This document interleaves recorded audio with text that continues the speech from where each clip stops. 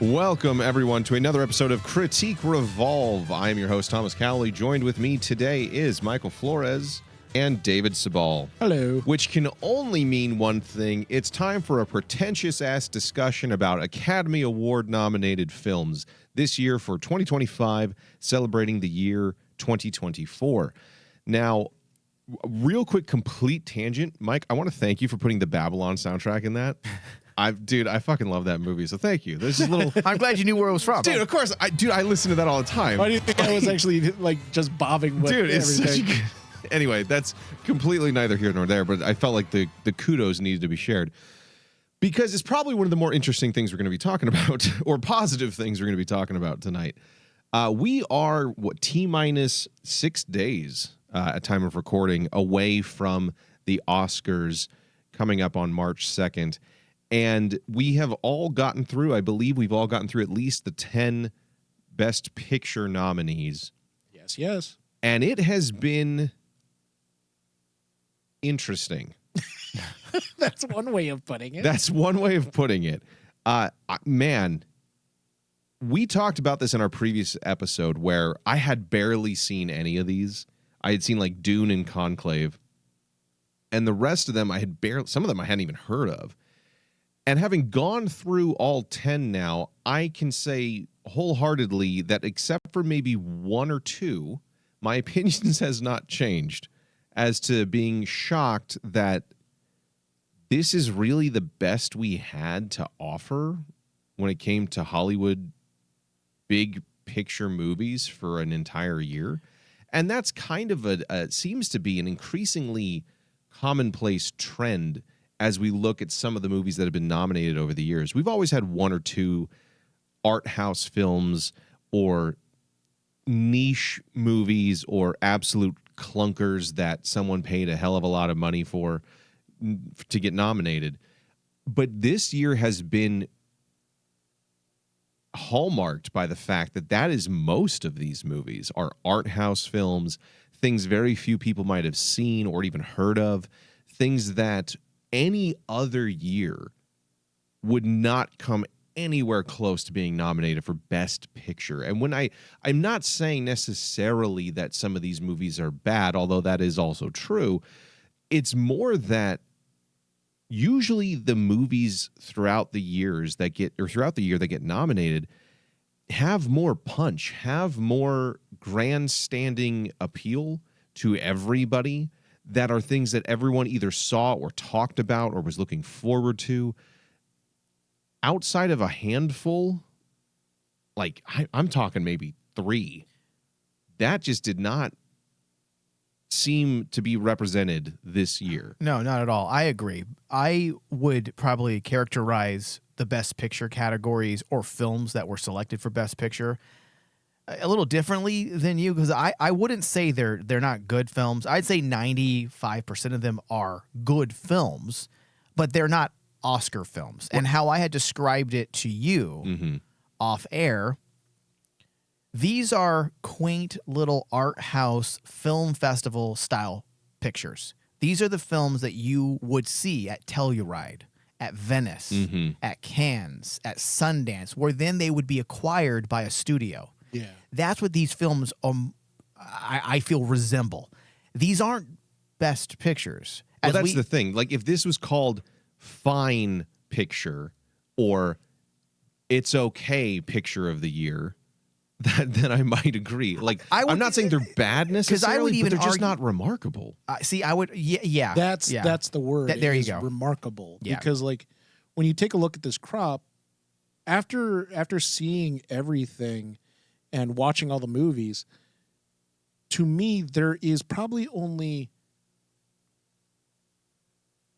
one or two of the best pictures of the list of movies for the Best Picture that I could say, yes, I would go back as a cinephile and study. Yeah. I think that's probably what is a good matrix to judge these by in some way, because obviously art's subjective and all that, but there's an element of movies that absolutely were robbed at the Academy Awards, are La La Land, are Saving Private Ryan when it came to Best Picture. And then there's movies that nobody remembers even it coming out, let alone that it was nominated, like Coda, which again I've yet to find a single person who's seen that or knows what the fuck I'm talking about. But that's the thing, is that this feels like, you're right, David. I would say there's 3 movies of this list that 5 years from now I would still remember.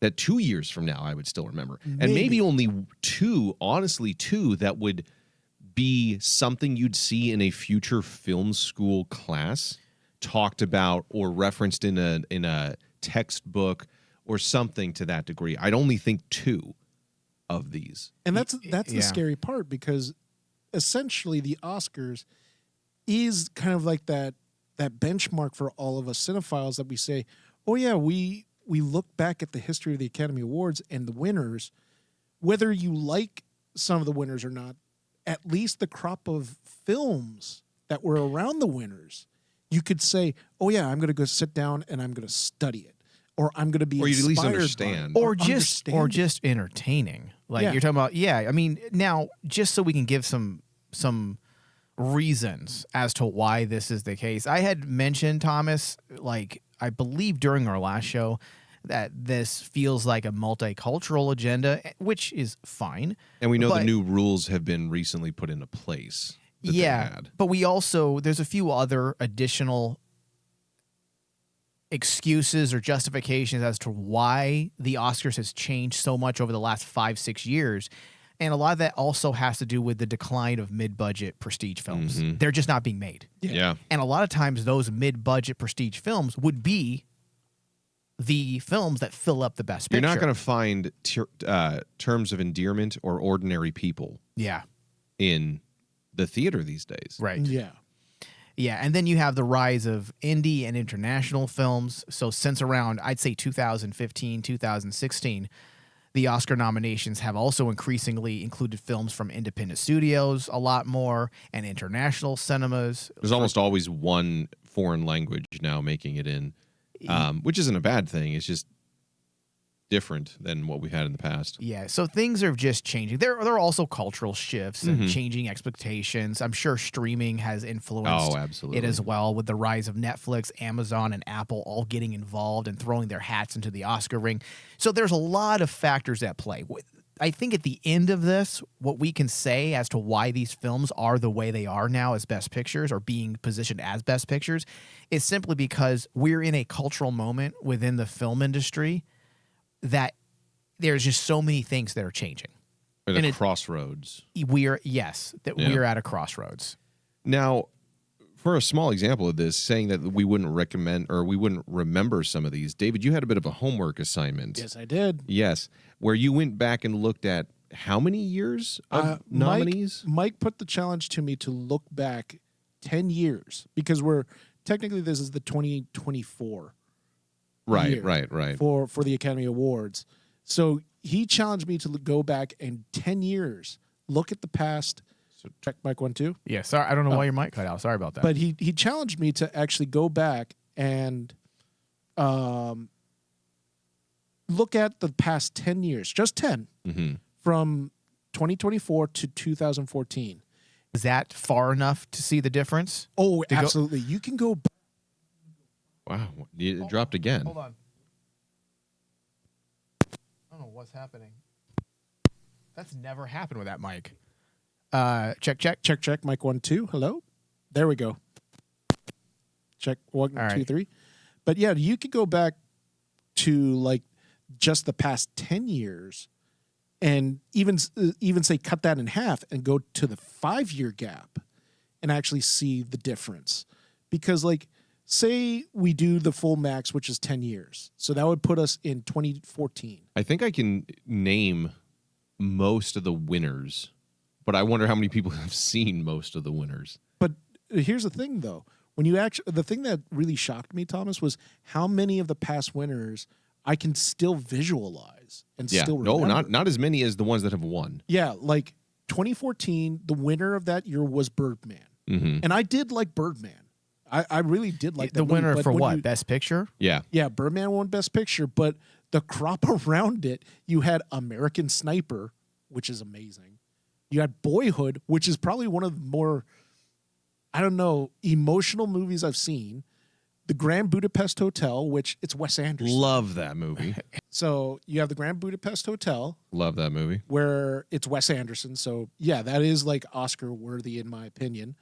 You have Imitation Game, which was actually Also good. a good movie. Selma, The Theory Oh, of yeah. Everything, which is one of my Also more, depressing. depressing films, but it's actually one of my favorite films that year. But the one that basically I tell people is like, I kind of like, it's turned into a meme, but it's also kind of iconic, is Whiplash. And if Was that people, 2014? that was 2014. I thought 2014 Best Picture was 12 Years a Slave. No, that's 2012. That's 2012. That is Or technically 2013's year. yeah, 2013, the year prior, because that was 12 Yeah. Years a Slave, American Hustle, Captain Phillips, Dallas Buyers Club, Gravity, Also a good year. Her, Nebraska. You see like all these great films, right? And then you let's just cut it in half. Go to I instead of see the confusion. 2024 You're reading for the 2015 Academy Awards that's honoring movies from 2014. yes. So it's the 2015 It's is the what you're looking at, 2015, not yeah. 2014. Yeah. Okay. So like, say for example, for the 2019 or the 2020 crop, you had Parasite, Ford versus Ferrari, The Irishman, Jojo Rabbit, Joker, Little Women, Marriage Story, 1917, and Once Upon a Time in Hollywood. I would argue that you're already starting to see the change here. Yeah, because you get to the next. I think it's the film crop, next year, the following year. honestly, because I think 2019 has some. The movies came out in 19, awarded in 20. I think that had a lot of movies that people would still remember or had an argument for them to be in the running. Whereas I think when you get to 2020 is when you're going to get, huh? Exactly. Mm-hmm. And okay, this is my challenge to you guys. Do you guys remember any of these films? I know which one. Okay, which one? Nomad Land. Nomadland. But around it, you I don't had remember anything else. And you know had- what, though? See, that was a good movie, but I would say, again, that's a film That's- festival. that's exactly. film Sure. festival film. It's a really good film, but that's the type of movie that would make its premiere at Cannes or Sundance. That's not a Best Picture No. either, But here's traditionally speaking. Here's the crop around it. The Father. Do you guys remember that film? That's Hopkins, right? Yes. I don't remember And at then all. Judas and the Black Messiah, I vaguely remember Mank. that. Don't remember that. Minari, Don't remember No. that. Promising Young Women, I do remember that. and Sound of Metal. I know that one. Didn't see it. Didn't though. see it, and you don't remember it. The Trial of the Chicago Seven. I did see that one. Boring. I will say that even though I loved Promising Young Woman quite a bit, Emerald Fennell is just a talent. A very good film. But even from 2000 and what is this, 2020, 2021? 2020 was when the movies came out. These films aren't Oscar films. Well, no, and that's the thing that I was into the Trial of Chicago 7 because Aaron Sorkin both wrote and directed it, and I was thinking, this guy's an amazing writer. It can't be that bad. And it wasn't that it was bad. It was just unremarkable for his caliber of work that you've come to expect over the years. It's surprisingly average. And that seems to be like where things kind of shifted was the year of 2020 moving forward. Because after that, they get murky. Okay, look at 1977. Rocky, All the President's Men, Bound for Glory, Taxi Driver, and Network. I don't remember Network, but the other Network's ones, good. dude, these are Oscar films. Mm-hmm. Yeah. These are Oscar films. Now let's go to 1980 Let's see. for Best Picture. Kramer vs. Kramer, Ooh. All That Jazz, Apocalypse Now, Breaking Away, and Norma Ray. Those are films. Oscar films. Yeah. And that's the thing that you can actually piece together with like the night from the 80s, 70s, 80s, 90s. I mean, when you get into the 90s, you have even like skip around and you have Driving Miss Daisy, you have Born on the 4th of July, Dead Poets Society, Field of Dreams, My Left Foot. And you realize that basically all those, everyone knows those have entered, The cultural zeitgeist. Okay, look at 1994. Honoring movies released in 1994. So this is the 67th Academy Awards, 1995. Okay, Forrest Gump, Four Weddings and a Funeral, Pulp Fiction, Quiz Show, The Shawshank Redemption. That was a tough fucking year. That Yeah. is an Oscar category right That's there. an Oscar category. We don't have for the last. I would even argue since 2010 we haven't even had these types of films. Let me look real quick. I'm talking looking at in right now. mass. Like yes, I would say In even mass? In mass. I'm talking where like look, Forrest Gump, Four Weddings and a Funeral, Pulp Fiction, Quiz Show, The Shawshank Redemption. I mean, those are a group of films that are well known. They are part of the cultural like discussion at the time. You know, you might be right because I'm looking at it and I'm like, 2010 had the King's Speech. Well, maybe 2010. King's Speech, Black Swan, The Fighter, Inception.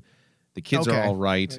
127 Hours. Social Network. Toy Story 3, True Grit, and Winter's Bone. But see, those are. I would argue that 80% of those are definitely Oscar pictures. So it started to happen in the 2010s, and that is when these. That decade is when it started. This is when the budgets, those mid-budget, those mid-sized films were just not being made, and also that's also when just things have just started to change drastically across the board, politically, as well as industry-wise. So, yeah. It's interesting that because I think going back, like I said, so the winner or the nominations for this year, the 10 are Anora, The Brutalist, A Complete Unknown, Conclave, Dune Part 2, Emilia Perez, I'm Still Here, Nickel Boys, The Substance, and Wicked. Of those, I would say 3 will be remembered more than a year from now. Which 3 are those, Thomas? In my opinion, that would be Dune Part 2, Wicked, and The Substance. I think that Dune Part 2 is visually amazing, and it's incredibly impressive that they pulled off a good adaptation of the book. Mm-hmm. I think Wicked is incredibly popular and incredibly well made and will be one that people will remember and watch again. It's one that you could see people saying, I loved that, like a Harry Potter for an entire generation. And I think Wicked, I'll come back to this, had a massive impact that we didn't even realize the stage play until now, to the point that I'm surprised it took so long to get this turned into a movie. Yeah. And I think The Substance is absolutely one that'll be looked back on and studied as horror film fans must-see list. Yeah. Yeah. I actually don't disagree. The rest of them? With those 3. Like, I like the other films, and The Brutalist I absolutely adore, but I don't know if The Brutalist is an Oscar film per se. I don't disagree with it being in the Best Picture category, and I wouldn't get upset if it won, but going with Thomas's logic, what will be remembered? What is culturally relevant? And the only thing culturally relevant that I would agree is Dune Part 2, Wicked, and The Substance. Yeah. I mean, you could argue Emilia Perez might be culturally relevant just because only if it wins. Only if it wins. I think this would be... I do not think Emilia Perez is the next Brokeback Mountain. No. Because I think Emilia Perez wholeheartedly misses the point of what it could have been. I think there's a great movie concept buried beneath grandstanding and too close to the forest to see the fucking moral corruption. Incoherent morality. And it's just a incoherent morality. Abject of human decency when you really break it down. Yeah. But I think were it a stronger movie, it could have been the next Brokeback Mountain. I think if it doesn't win enough, it'll be forgotten and moved on, much like Moonlight. Yeah, I agree with that too. Moonlight was in the same kind of mindset of the LGBT community and what it had to say and representation, and no one remembers that compared to La La Land. And to your point also, Mike, about the Brutalist, because I thought about the Brutalist too, is like, oh, that's going to be studied by, us, the cinephiles, the film students out there. But in actuality, yes, the Brutalist did amazing things, but mass audiences, to Thomas's point, they're not going to remember, what the Brutalist did with their visual effects. Let's get our quick discussions on each of these movies, and we'll just start with the Brutalist because we're already on that. I think that's a movie that's very well made, and no one will sit through that doesn't have a deliberate intent to do so. Yes. And it will not be remembered like something like The Pianist It is not the same caliber, even if it is well made. And I think just the runtime and just the lack of, in my opinion, conflict within the script and story is what's going to lead people astray on that one. And it'll kind of just not be remembered. Or it'll be one where people look back at Adrian Brody's career and they'll be like, oh, yeah, that was a good, I remember that. I enjoyed him in that. But it won't be anything they remember of their own accord. Yeah. Now, Mike, you have a differing opinion on The Brutalist, at least to some degree. I get your point, and I can't disagree. Mm-hmm. I do feel like film fans, cinephiles, would in fact love The Brutalist. Well, that's what I'm saying. People who don't deliberately sit down to watch this. Regular movie people who are looking to watch a film to be entertained, they're going to run away from this. Is this going to get replayed on TNT? No. It's a 3.5 hour movie, and it's a depiction of America through the eyes of someone who survived the Holocaust. And he's now trying to find his way in America, just to realize that America offers its own issues and problems towards race and power, domination, which is really at the heart of the film, is what it's about. It is about power and domination and prejudice. The movie is powerful. The movie is beautifully made. I don't agree with exactly everything you have said about it, Thomas. But that doesn't mean your points aren't valid. Right. And like I said, I agree with you, even though it wasn't for me. Because the way I view this movie, and this is how we talked about it a couple days ago. So you have similar issues with a movie like I'm Still Here. I'm Still Here is one of the boringest movies I've ever watched. God. Oh my God, yeah. It didn't start that way. It didn't start that way. The opening hour and a half was really good.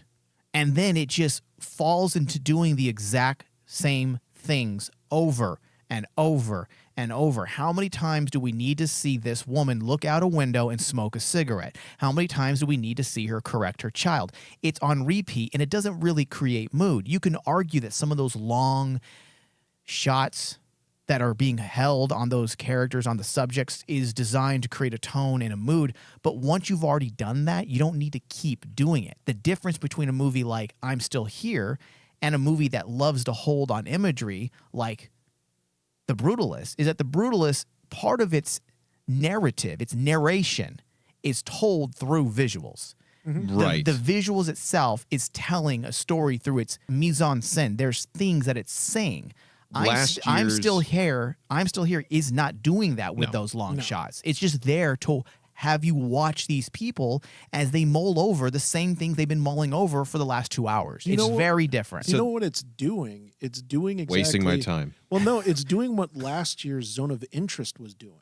A bit. I'd say it reminds me, well, not just, you're right, but I also felt like Past Lives last year did the same fucking thing for me, where I'm just watching someone like walk down the street. Here's a piece of New York street. Day in the life. They're fucking getting a drink of water. Like, I don't fucking care. As opposed to something like The Brutalist or Killers of the Flower Moon, which used its long holding shots and its visual storytelling to move the plot along or infer elements for you to interpret. Whereas I'm Still Here, Past Lives, Zone of Interest is like, here's a coffee mug. I'm Still Here didn't have even creative cinematography. No, at least Zone of Interest had that. It was a boring frame. It was just domestic. There wasn't anything. Shallow focus. I'm sure, which was also strange. And I understand that, every cinematographer has its ideas on how they're going to help tell this story. But I feel like the cinematography for I Am Still Here actually, and I guess you can say that's directing and editing as well, it's just didn't do much for the story. And for Thomas to say what he said about the opening, the initial feeling of the movie didn't feel boring, that's even sad. And that's something that you can use to describe many of this year's best pictures. Why were they unnecessarily long? That is the biggest thing, I think, this year, is that even movies that are good are overindulgent in the amount of time they fucking take. I will never watch it again, and I don't know that I liked it, but it's a great movie, The Substance. It was not for me. Like, I don't like body horror stuff, but I will not deny it was a great, well-made movie. But there's no need for it to have been the hour or 2 hours and 20 minutes. It could have been a incredibly tight 90, 120. It didn't need 140. I would disagree with that one only because I felt like it did a lot of what The Substance or what The Brutalist did. It was telling its story in its and that's negative where pace. Do you get what I'm saying? Like, I get what you're saying, but that's where I kind of disagree because we had this conversation off air over the phone a while ago where this is kind of where it comes down to editing and directing and choices in that element. And this part is incredibly subjective because it's very subjective. Where I view certain shots as part of the necessary storytelling process, Thomas, typically you view it more as just wasting time. And yes. And I don't always view it that way. Now, there are movies like I'm Still Here that, yes, they were just wasting time. There was nothing in those shots. Those are more egregious examples. Yeah, and same thing with even parts of Anora. Anora's whole movie length didn't need to be as long as it was. Yeah. Like, had it also been 90, 100, 120 minutes, I think it would have been a much stronger film. Especially because of the content itself. Absolutely. It did not need to be an hour of sex, drugs, and rock and roll before we get to the fucking plot moving forward in the slightest degree. Like an ant pushing a brick across a desert. That's the pace we're moving at with some of these films. And I think I come at that from what works for me is when you can look at a movie and not an ounce of it is wasted between script and on screen. And I think while The Substance might be the closest to the time it does linger and languish on certain things is for a relevant narrative purpose, I think things like I'm Still Here, Anora, The Brutalist, they languish because they want to, not because they need to. It's like the movie was like 3.5 hours for The Brutalist. The script was 2 hours. Yeah. And that's just not economic. That's not my cup of tea. And I think that's kind of where we kind of come down to is that the movies this year, the Best Picture should represent the best. Like everybody was excited to watch Everything Everywhere All at Once win. Yeah. Yes. That was like, fuck yes. It was creative. It was well made. It had heart. It was fun. And these are movies that I don't know anybody who would see most of these, more than 3. Like, just pick your 3. And that's just weird for me. I think... What were surprises for you? Wicked was a surprise. Absolutely, Wicked was a surprise. I'm not a musical fan. I've said that before on this show and many others. And while the songs weren't my favorite, the story's well done. The production design is amazing. The acting is fantastic. The songs and choreography, even though I may not be the biggest music fan, they were well fucking made. Yeah, there's nothing about, even though Wicked wasn't necessarily my cup of tea, there's nothing about it that I can sit there and point at and say, well, they fucked up here. Yeah. It's so funny, Thomas, because I feel the exact same way. And when you started watching Wicked, you did your hate chatting like you do sometimes when you're watching something, and it stopped about 15 minutes into the movie, and I'm like, I wonder if he likes it like I did, because I went in ready to hate watch the movie. Yeah, and I absolutely enjoyed Wicked. I did not know I would. I did not expect to like the movie. Not only did I enjoy it, but I actually liked the movie. And I am not a fan of musicals. I honestly think Wicked's maybe biggest downfall would be, again, the runtime. Because the actual stage play isn't much longer, apparently, than 2 hours. It's not quite 3 hours. Yeah, the entire stage. The entire one. And this is part 1 of 2 movies. And that's where I think if you can, and this is always going to be my example and / excuse, if you can do Lord of the fucking Rings, one of the books, in a single installment and polish it to a mere diamond-like shine that gets everything about that book nailed down, there's absolutely no reason to do multiple parts for anything except maybe War and Peace, which is like a 4,000-page book. Like, so honestly, had Wicked been maybe the whole story condensed and tighter fit, fuck, that might be the one that I'd pick. Yeah, see, I don't know if I had a problem with the length on this movie because it's not about the length of a It movie. didn't bother me, but it's like, why is this almost the play's length and yet only half of it? Yeah, See- and it's also kind of like it's just another example of the problem that we're talking about. Now, I don't think Wicked is the most egregious No. because I No. feel like it uses that running time to its fullest. You're like I right, don't 'cause think they're wasting time, but I wouldn't do, look at that and say, oh, we could cut this scene, whereas I would with other movies. Yeah, there was no ridiculous. At least it was all moving. Yes. There was no like just hanging there so we can watch someone fall into the Smoke a deep cigarette. despairs of sadness. Yeah, there was no indulgence. Yeah. But like, I'm glad you guys are bringing that up because the two movies that stick out to me that where they have this issue is Dune and Wicked because I like both movies. But to your credit, Thomas, it is kind of like if it felt too overindulgent with the films with their, I guess like it felt incomplete to me. And I mentioned Well, this I mean, to a lot they're of people. It's parts. like, That's why. it's parts. And you could get like the whole story, but for some strange reason, you decide to actually elongate it out. Yeah, I don't know, David. Like, okay. So, what are you saying exactly? Are you saying that because they were fragmented stories, they weren't complete stories? That's the problem. That to me, they felt like incomplete stories. See, I don't agree. It feels a lot like when you read that first book. You know, like book 1 of 20.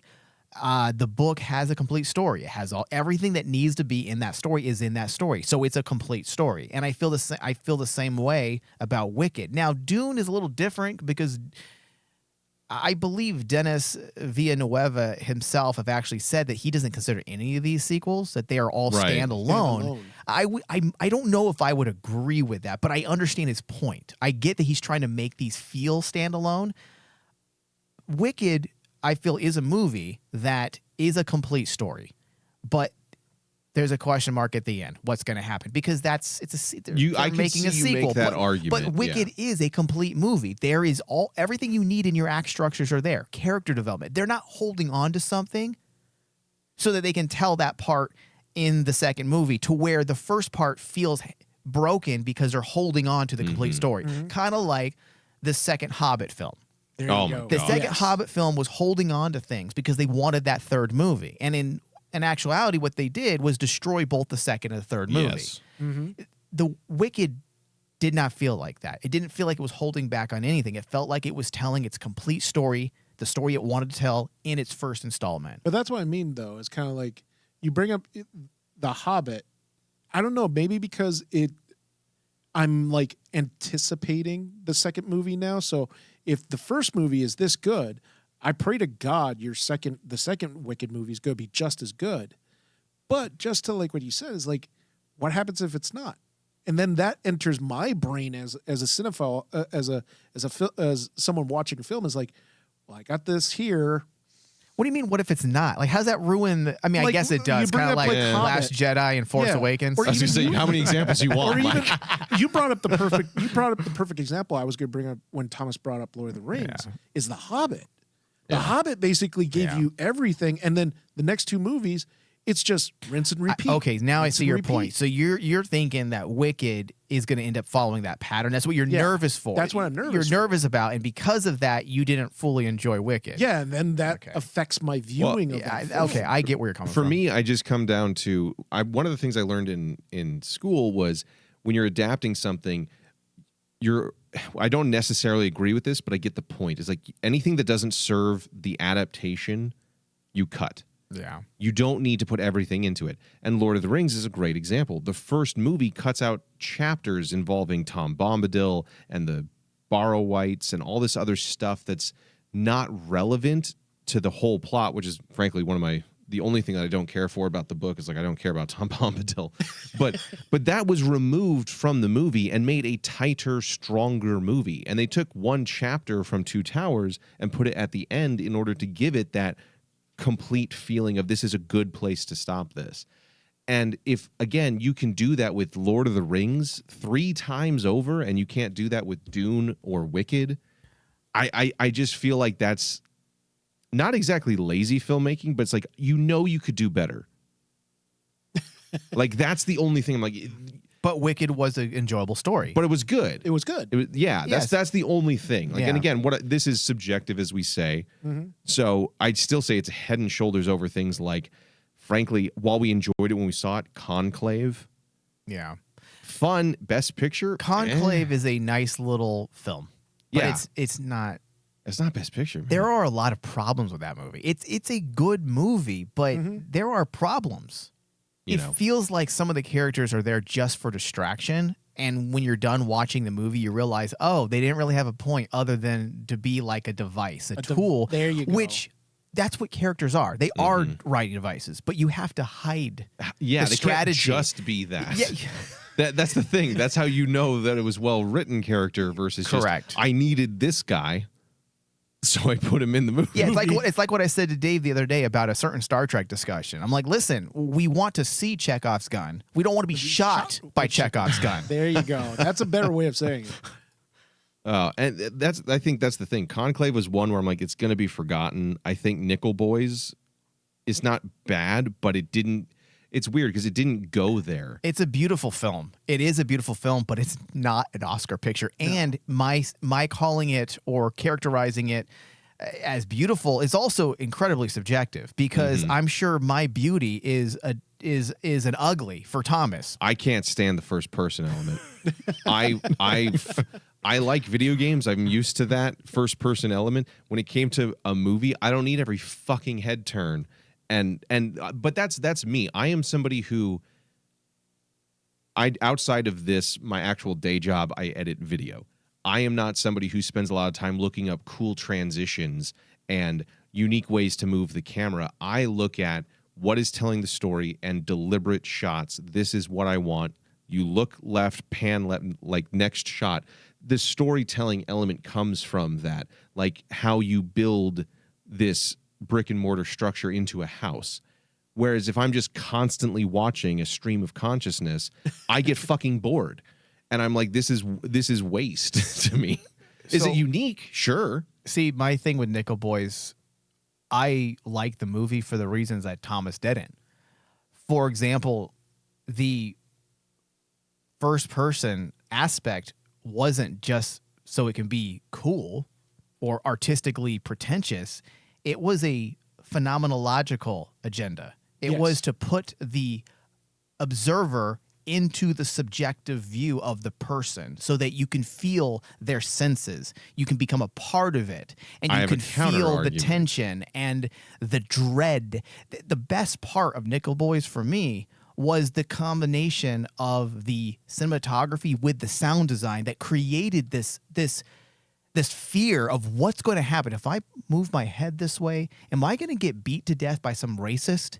Am I going to experience exactly? And I think that's the point. They're trying to put Whitey in the eyes of the black man. So here's my counter arguments or rebuttal to some degree. One, any well-made movie throughout history has been able to put you in the shoes and emotions of the characters. True. Regardless of how you're physically looking through elements. So I don't give that a point. But Thomas, that's not a win. Hold on. But you're not thinking about phenomenology. So if you're looking to explore phenomenology, then that's one way you would do it. So you're disregarding an entire method of filmmaking because you don't feel like it needs to be done. But that's actually something that people do. Does that make sense? I understand, but I'm saying second point, which kind of comes to my second point, video games with the first person perspective are, to me, the epitome of that concept because you are embodying physically the character. You control them. You are immersed to a degree that a movie can't quite do because anything that you do here off frame that you have to physically turn your head with the controller and is then right there and chasing you or attacking you or something like that. You are making the decisions, so you having that agency makes that a layer deeper. Whereas when I'm watching it with no control, I'm just now, what's his name in Being John Malkovich at the end. I'm just watching through the eye holes of this entity. And then for me, that doesn't work to the same level. I'm not saying I'm not saying it's wrong. I'm saying it didn't work for me. Yeah. But do you think not having control is kind of the point? Here you go. We're going to throw you into the subjective view of this gentleman, and you have no control over what's happening. Well, and that's the thing too. I understand what you're saying, and I could give that no. First off, I want to validate what you just said because I do agree with the video game aspect. That is the That's epitome. where it works. Yes, that's the epitome of, Like, if of you're- being in and discovering the phenomena of senses and being a part of it and it connecting with you and When helping you- it tell the story. Yes, absolutely. When you're playing a horror game and you have to walk down the stairs into the basement and you hear glass break, You don't want to go down you're like, that stairs. I'm not going down those Yeah. fucking stairs. It puts you right there. And I do agree. I understand what you're saying, Mike, and I'm like, sure, that could be the element. I would also say, had it been more truly subjective, I probably would have liked it more because it wasn't one person's story of events versus another person's recounting of events. It was the same fucking events. Yeah.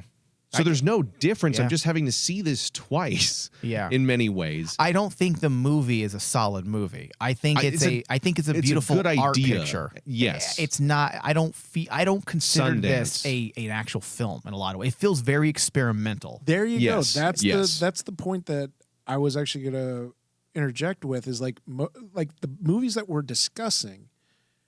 The feeling I've got after watching all 10, 80% to 90% of the films are all experimental, where it's kind of like you can see that they were trying to master a certain technique. Like to your credit, Thomas, the whole first person technique is actually really cool to play around with in film. And it feels like the film, the I can't remember the filmmaker's name that did the movie, but Which film? Hardcore Henry. Oh, are you being serious? No. I'm referencing that movie. I was actually talking about the Nickel Boys. Oh yeah. Where basically the idea that basically being thrust into the first person point of view of that character is supposed to make you feel it. Yeah. I know, So- but again, did 12 Years a Slave, Roots, Shawshank not do that? That is true. Yeah, but you're right. This is the filmmaker's interpretation. I know. Meaning that's his experiment to try to get his. And that's point one of those across. things to me where, and I'm going to be an ass. I'll fully admit, this is my asshole opinion. I don't. We've I don't think so, developed yeah. a submarine out of metal and it works. Let's make a submarine out of bread. Yeah. I mean, you can, but why? Why? You have what works just fine. Yeah. But listen, your points are not invalid. There we go. Yeah. And then I think that's the kind of the epiphany we came to the other day. Was Yeah. like we agree on our problems with the movie, but not the exact problems in the movie. Right. Because we're Like, seeing it from we- different points of view. Yeah, and I like that. It opens up discussion, and perhaps there's listeners out there who might say, "Oh, well, the way Michael describes it is I want to see it," and the way Thomas describes it, like, "Oh, okay, I want to see it," and then they're going to hate one of us. yeah. Well, that we wouldn't be doing our jobs, right? How dare you make me watch Nickel Boys? No, they should say that about Amelia Perez. I will say Nickel Boys did start to feel like the Passion of the Christ a little A bit. little bit. Because it's like, how Yeah. much more misery can I take? Yeah. Like, not to make light, but dude, that is I mean, because exactly it's where I just was like, morbidly depressing. It is Yeah. so, dude. I did not feel good for 2 days after watching that movie. it's a depression pill. see, that was more the substance for me. I didn't feel good the whole time watching that thing. Like Nickel I think Boys. the movie. I think that was the point of that movie. No, I know, but like Nickel Boys, it does very much like lean like the Passion of the Christ. Like, how much misery can we put someone through? But I think that's also where I kind of give it some guff when it came to the storytelling, because the ending quote revelation would have been far more interesting had, at least in my opinion, had that been kind of where we were coming from initially, and we flash back to this story and kind of put the pieces together as to what happened and why. And the linear nature with like 2 flashbacks made them feel unnecessary. I will say that I agree with you on that because the ending, I agree, but I'm also kind of adding to. Yeah. So, knowing how the movie ends, Yes. it Why are you does starting it with does make you though, because this is my point. knowing how the movie ended Mm-hmm. with the twist that you're not supposed to know who the actual person is Mm-hmm. that is alive. You don't know that's why they're hiding the face. And when you realize that was it really about phenomenology, or is it simply about pulling the rug out from under us? Yes. And that's where I Yeah. do have a problem with the movie, because throughout the whole film, like, this is pretty creative. But then when you get to the end and there's a twist and they show you that the person who actually is alive still is not the person you thought, and you realize that, okay, so was it a POV shot For a reason. for only because you wanted to trick Exactly. the audience? Then And that's hide. that is fucking hack bullshit. That If is that is the glass case. onion level There you go. fuckery. Yeah, because then that's not about the expression Yeah. of phenomenology. That is more See, and about that's one of those how things, can I Mike. gimmick this up so that I can pull the rug out from under the audience. That's one of those things that, like, I love you for, but I'm like, dude, you're giving them too much fucking credit. You're thinking these philosophical, interpretive levels. I'm like, they're not that deep. I don't know. I would say Not maybe not Nickel Boys, although I'd still argue that. Amelia Perez. but because Amelia Perez, why don't you absolutely. share them what I said about because I would agree with you with Amelia Perez, because I was trying to pull something out of this film because I know you were. I said I know you- I said the movie is morally incoherent. And I'm not saying because I disagree with the morality. I'm saying that it has no morality. So then I'm like, I'd even say it's amoral. so then I would go back and I'm like, okay, is it void of morality, or is it trying to sell the idea of moral nihilism? Because if it's selling the idea of moral nihilism, then I can get behind what they're doing. But as you continue through the movie, you realize the movie is just a moral disaster because they don't know what they're trying to say. It's that's the thing. They know what they're trying to say. Do but they? in order to say it, given the context of the setup, Creates it moral requires contradiction. not moral nihilism. It requires full-on amorality, the complete lack or unconcern with what's right or wrong.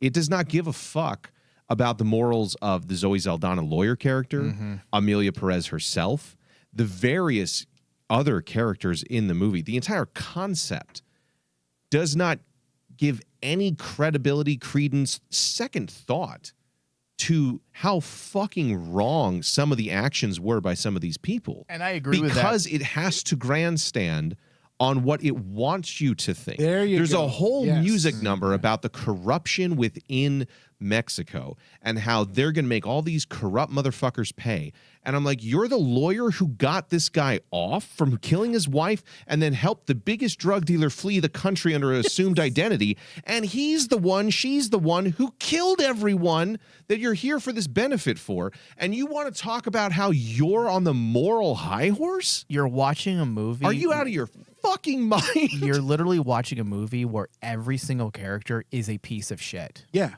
Like The kids were all right. The kids were good, and you know what? The song that was the best, that was the most sentimental, was when the child sang to the dad. Or That, yes. that was About like his dad, that too. hit. I was like, Yes. oh, that hurts. Yes. Like that was the best moment of the movie. And if they actually focused on the intimacy between characters and the emotions of what a transition does to family, or the suppression of your own sexual orientation, your sexual being, who you think you are, and how that suppression affects your family. That's a powerful story, but that's not the story That's that not was the being story. told. And that's Yeah. the thing, too, is like the entire concept. There's a great fucking idea at the bottom of this well, in that coming to terms with who you are, what are you willing to sacrifice, the actions or what that means to the other people around you. Do they have a right to be mad versus what do you need in your own life? But also this whole appointment in Sumatra level, you cannot outrun your past and you are guilty of your actions regardless of your exterior or even your interior, because even who you are deep down, you still made these fucking decisions. Yeah. And that has a great fucking concept of how this could all play to be the next Brokeback Mountain that makes people sit, or Boys Don't Cry, which is the one that I immediately thought of, that makes you sit there and think, what would you do in that situation, and puts people in a perspective of, I hadn't thought of that. And instead, it goes on this righteous tangent that just requires the most baffling lack of moral conviction that I can't take it seriously. Yeah, it's a very weird movie to watch because you don't know. Like, you can essentially, if you strip down all the nonsense, it's basically a gangster film. Yes. It's a cartel picture is what it is. But typically when you're watching these gangster films, there's a reason why you like the person.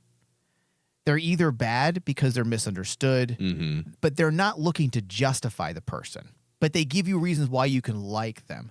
This movie is obnoxious because it's looking to justify the actions of a mass murderer. So much so that by the halfway point, they completely switched the movie into a redemption arc where this now transitioned drug cartel leader is now trying to correct the error of his ways by to the blaming point others. Where they actually sing a song called I am trying to correct the error of my ways. I'm like, a mass murder is not an error.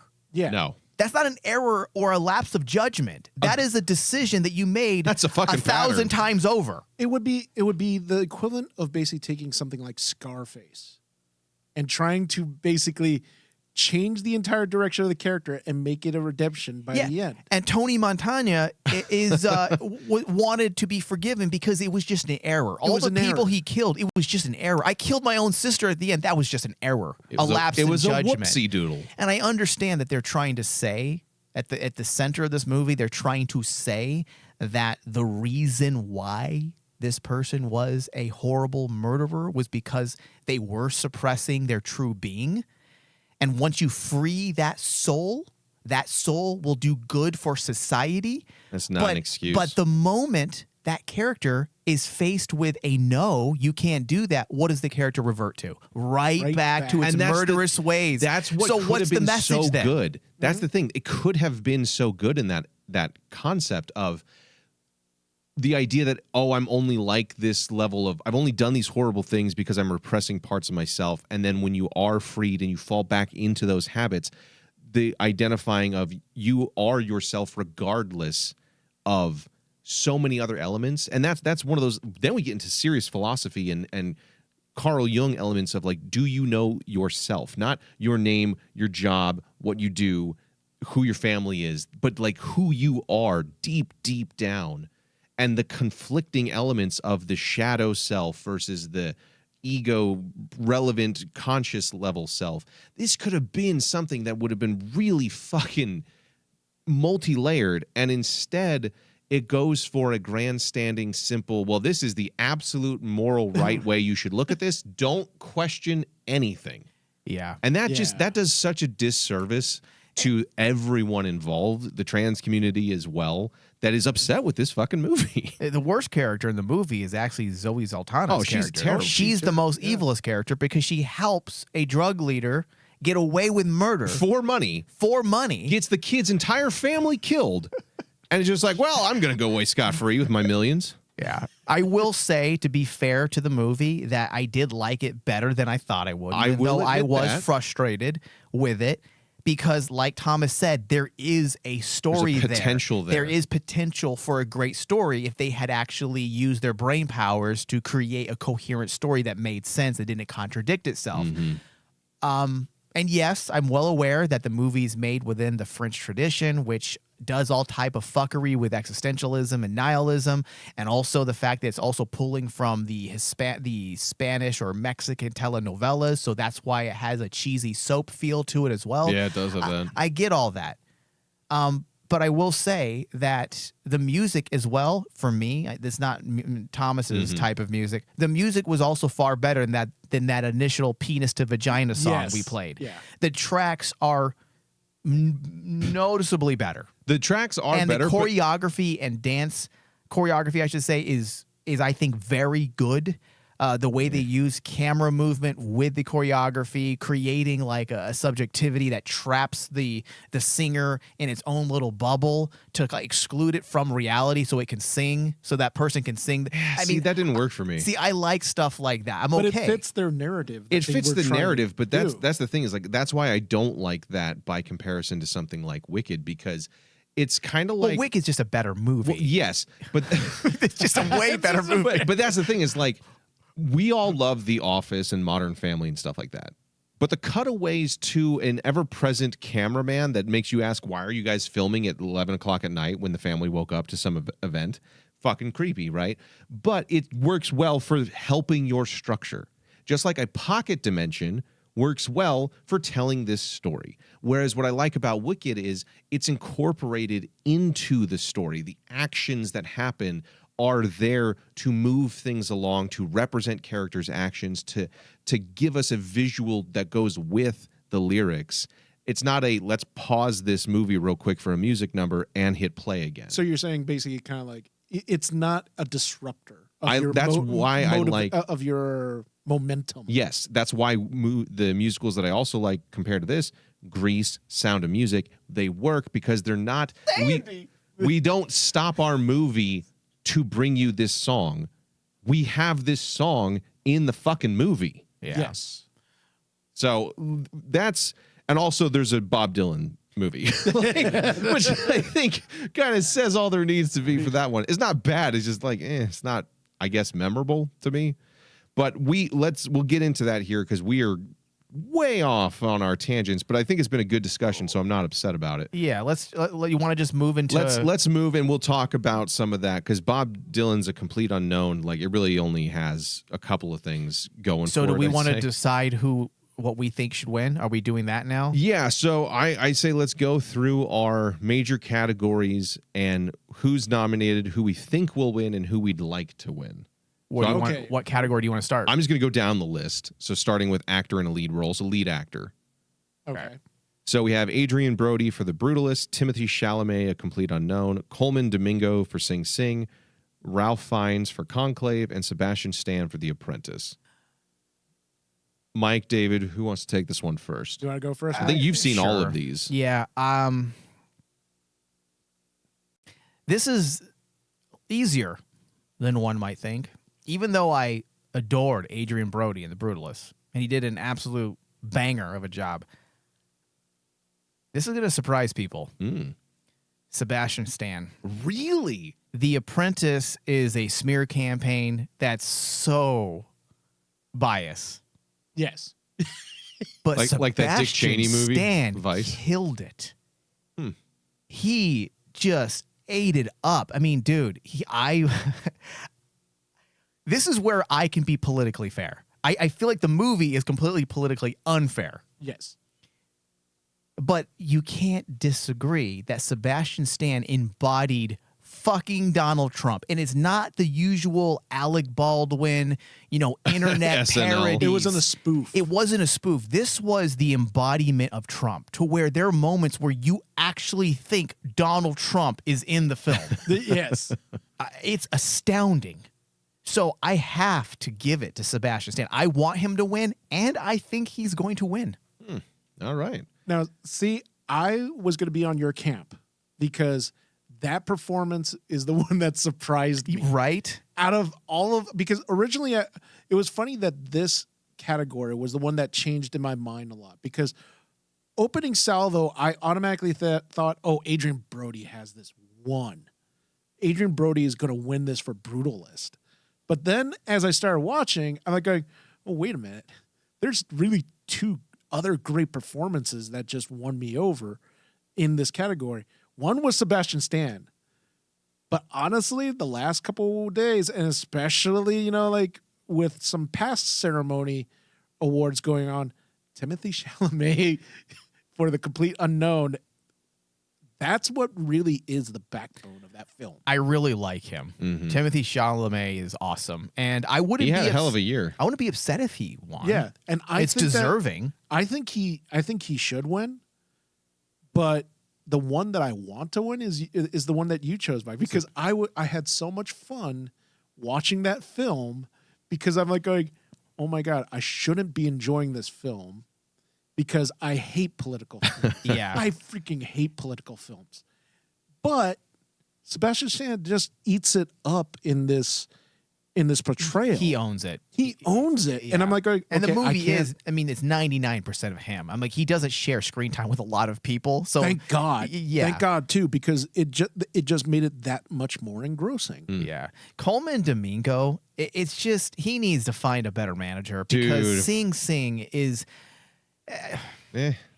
If I was going to drink a bottle of wine on a Friday night and I was going to sit back and watch an art film with my gal pal, then maybe I would say, you know what? Not maybe. I would enjoy this movie. This is not an Oscar movie. Sing Sing is kind of boring. Yeah. Coleman Domingo is a great actor, but my God, dude, get in some movies that people see and want to see. Let's see, yeah. Yeah, I would say that's fair. I have not seen The Apprentice, so now I actually want to. But I agree with you, David. I think Timothée Chalamet is the backbone of A Complete Unknown. I think his embodiment of Dylan is spot on, and I think that is his portrayal is why that movie was entertaining as it was. You needed him, and if he didn't have that, like Adrian Brody's solid. Ralph Fiennes is amazing, but I think just comparatively, they're not given material that really stretches those two amazing actors' capabilities. Yeah, I don't think Fiennes does anything new. Fiennes is just himself. He's great, but he's great in everything Phenomenal, he does. but how is he that different than other portrayals? he's Correct. had? Yeah. Yes. You And know- but the same thing could be said about Adrian Brody. That's what I'm saying. Both of them. Oh, you said Adrian Brody. Adrian too. Yeah. Brody, Ray Fiennes, we know they are great. See, that's a great way to describe this category because that is what it is. Like these characters all did a great job. Adrian Brody, Coleman Domingo, Ralph Fiennes, but they also played similar roles That they've in done before. other movies they've other done movies. before. Whereas Sebastian Stan and Timothée Chalamet embody these people Yes. that they are portraying, Yes. and it's different. And that's what being an actor is about, Yeah. right? Pretending this. So I think Timothée Chalamet is a great choice, and I'd like to see him win this one. Actor in a supporting role, we have Yura Borisov from Anora, Kieran Culkin from A Real Pain, Edward Norton, A Complete Unknown, Guy Pearce, The Brutalist, and Jeremy Strong, The Apprentice. I'll just start off with this one. I like Yura Borisov from Anora. He's the best part of that movie, but I don't think it's a strong enough portrayal. I think the person who's kind of surprised me and I'd like to see walk away with this is Kieran Culkin.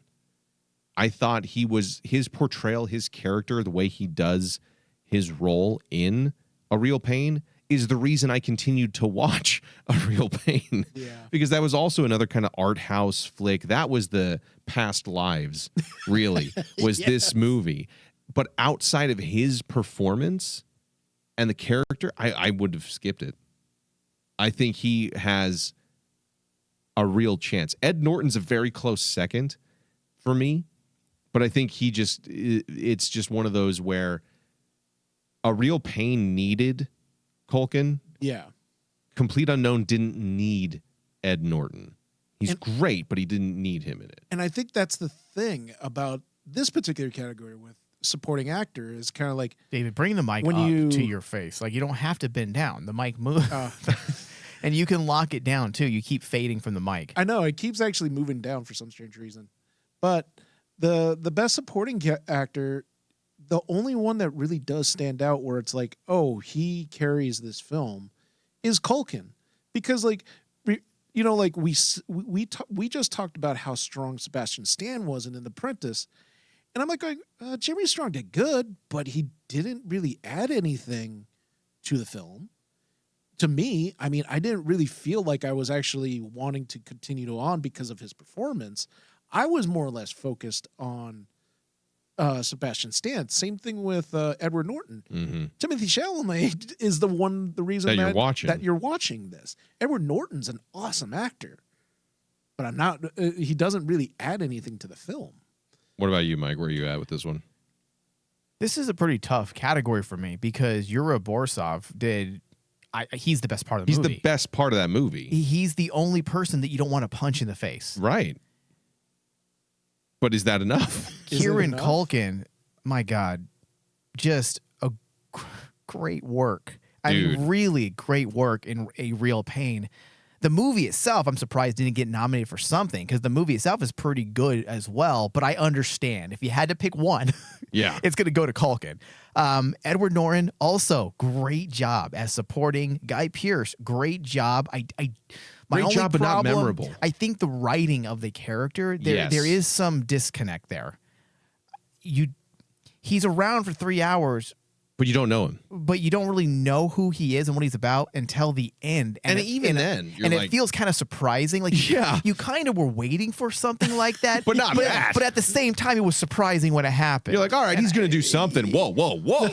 Yeah. Like that No, Guy escalated. Pearce, no.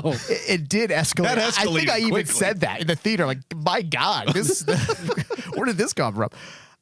Yeah. Jeremy Strong, I have to disagree with David. And Jeremy Strong should win. I think think he should win? I think his portrayal of Roy Cohn, Donald Trump's real life mentor, was fucking amazing, spot on. It also had a story to tell on the outskirts about how I don't know if I agree with the story. Again, I don't want to get political. It's not about politics. I'm trying to remove the politics and just look at the portrayal. And Jeremy Strong did such a fantastic job with the character, portraying kind of a straight-faced individual. And yet, even though he played him straight-faced, because that's how Roy Cohn was, you could still see enough in his mind. Like, meaning the emoting. You could see what he's thinking. You can see what this guy feels. You can understand him as well. So I thought his portrayal was fantastic, and I think he will win, and I think he should win. All right. So best actress then. We have, this one's fairly stacked as well. I'm probably going to butcher names, so I apologize ahead of time. Or maybe Mike should say the names on this one. I'm going to pass this one off to you, Mike. Okay, so the nominees: Cynthia Erivo for Wicked, Carla Sofia Gascon for Thank you. Amelia Perez, That would have been tragic had I tried. Mickey Madison for Honora, Demi Moore, The Substance, Fernanda Torres, I'm Still Here. All right, who do you want and who do you think will walk away with this? This, I think, is one of the most watched categories. This is really hard because I did not expect. Going into this, I just assumed Demi Moore. I want her to win. Mm-hmm. She should win. Mhm. That's what I was thinking. But after watching Wicked, it changed everything for me. And this is really hard. Cynthia Erivo, I believe is how you say her last name. Mm-hmm.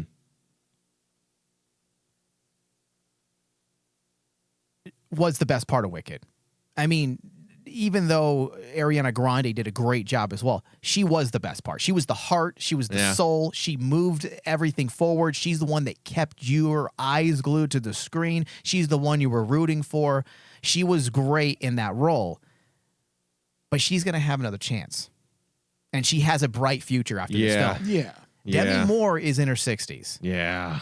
And I'm not saying you should award her just because this is at the end of her career. Let's give her one, guys. That she deserves it. There is the reality to that is a factor, sadly, that you only get nominated so many times, and especially actors with such a great body of work over the years, having come back from relative retirement Yeah. in a lot of ways to the lead character in a amazing portrayal that hinges entirely on, well, maybe not entirely, I guess like 60% on her and 40% the other. I agree, because I think Demi Moore is the one who I'd love to see her win it. I think she deserves it. I think The Substance, she is her. It really is. In so many ways. Yes. And that's the kind of portrayal that deserves an award. But I do agree, Cynthia Erivo, she does a great fucking job as well. So it's one of those, like, I want Demi, but if Cynthia won, I wouldn't be pissed. I wouldn't be upset. I would be okay with it. This is not going to be. So this is how I view it. So Cynthia did a great job in the role. Yes. She did a fantastic job, and she did what actors do. They make the role their own, and they try to, interpret the source material the best way they can. And she did great doing that. But Demi Moore was an actor's actor. Yes. Yes. She got ugly. Oh, she yeah. got nude. She did all of it. She did everything to make this role stick and stand out and be memorable for people to talk about. Because I agree with what you said at the beginning of the movie, or the beginning of our discussion today about The Substance. People are going to study this film forever. This is one of those movies. This will be bigger than any of her other movies in a lot of ways, except maybe Ghost. Wicked isn't going to be on the top of the list for your favorite, film theorist to delve into and break down. It's just not. The Substance and Demi Moore's portrayal will be a point of discussion forever in film textbooks. Yeah. And because of that, she should absolutely win. Now, Carla Sofia Gascon, she surprised me as well. She did a good job. But it's hard for me to look at a movie that was so just broken to say, well, the role was good. The role's part of the writing. It's part of the writing assignment. And I feel insincere by saying she should win an award when the movie itself is just garbage. Well, I think she's hindered by the movie, but I also think of the three of them, this is going to sound kind of mean, I guess, her role asks the least of her compared to what Cynthia has to convey to the screen and what Demi had to bring to the screen. Of the three of them, whose has the biggest, Jesus fuck, this is what you have to bring to life? Yeah. It's a third place on that one. Yeah, and then Mickey Madison. Mixed? Like, she's not bad, but I fucking hate the character. She's not bad, but it's hard to say you really like someone in a role when the role is so a Brooklyn annoying. Asshole. She is unrefined, which is the point. Right. I get it. Right. But I don't associate with people like that. So why do I want to watch that? Like, at least tough. It's like now I could look at. You could say the same thing about mobster movies. I don't associate with mobsters, but I'll watch a mobster movie. But the difference is that this person, Honora, right? That's her actual name too. Yes, is obnoxious. She's unlikable. Like, you probably could have held on to those millions if you weren't so annoying. You were so fucking obnoxious the entire film. God bless Borofs, whatever his name is, for hanging in there until the end. He knew what he was doing. He knows how to work. that was an interesting movie, but I didn't like it really, but I liked it more as it went on. Yes, because you are enmeshed, and that's what the movie has going for it. Even though it's annoying, that there are points where the movie is so loud and just confusing that it pulls you out, but because you are kind of along for this crazy circus, that you don't want to look away because you want to know what happens. Exactly, you're too immersed. Yeah, so the movie itself is good in that way, but the role, I don't feel like Mickey Madsen did anything that original or innovative in the role. She got naked a lot. Fernanda, that takes effort. That's true. I mean, she did. How many sex scenes were in that movie? Like 50? Dude. Oh my God. Jesus Christ. The whole first hour. Yeah. Fernanda Torres, I'm still here. She's great. She's good, but the role wasn't innovative. It wasn't anything fresh and new. It felt like any old role you would see in some art film. There or wasn't indie picture. even that like big breakdown emotional scene. No. Like that other actors get known for. Yeah. David, what about you? Best actor? This is where I'm going to throw the spanner into everyone's. God damn it, David. We're already over time.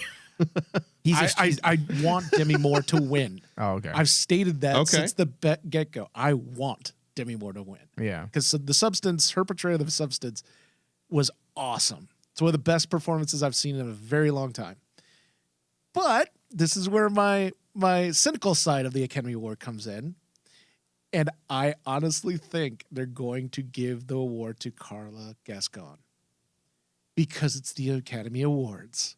And I could see them doing that. They're going to want to make a statement. Do you know how much outrage there would be from the point, Mike. From the Muslim community? That's the point. They want here's the people to talk. But you also have to remember the all of the communities that you would think would like this movie don't like this movie. The LGBT crowd don't like this film. The Mexican crowd don't like this film. Filmmakers don't like this. There's a lot. The communities that they were I know trying to that. connect with are so opposed to this film that it's ridiculous. I know that. It's comical, I should say. But Mike, that's the whole point. See, I the think, Academy though- Awards there's always that we've always stated That is true. There is that one. There's where that one that we all go, oh, that's the one they wanted to make the statement and have everyone talk about. I think And- this has become such a hot topic issue unfairly for the wrong reasons. Yes.